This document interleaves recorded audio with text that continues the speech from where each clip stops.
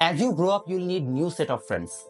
এটা খুব হার্শ একটা সত্য কথা, যেটা আমি অ্যাটলিস্ট গত 1 বছরের মতো রিয়ালাইজ করেছি। আমার অনলাইনে গ্রোথটা বেশ র্যাপিড ছিল গত 1 বছরে। আমি বলবো না যে আমি খুব অনেক বেশি কিছু অ্যাচিভ করে ফেলছি। আমি অ্যাট বেস্ট একজন অনলাইন মাস্টার, কিছু বই লিখছি এটসেট্রা, এটাই আমার পরিচয়। বাট আল্লাহ দিলে আমার ভালো ফাইন্যান্সিয়াল গ্রোথ হয়েছে, আমাকে অনেক মানুষ চিনে।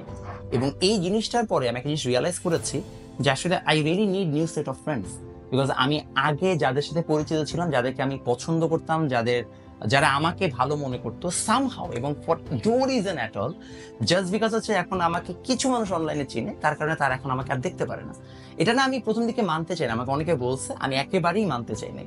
বাট ইভেনচুয়ালি আমি তাদের কার্যক্রম, কাজের সব প্যাটার্ন দেখে এটা বুঝলাম যে আসলে তারা আমাকে আর পছন্দ করে না। ইনফ্যাক্ট আমি কয়েকজনকে কনফ্রন্টও করছি যে ভাই এরকম কেন ফিল হচ্ছে। তাদের কথাবার্তা শুনে আমি বুঝছি যে সামহাও তারা ফিল করে যে এখন আমি ডিফারেন্ট হয়ে গেছি, এখন আমি সেলিব্রিটি হয়ে গেছি। সেলিব্রিটি হই নাই, হয়ে গেছি বলেছে এখন আমি ডিফারেন্ট একটা মানুষ হয়ে গেছি।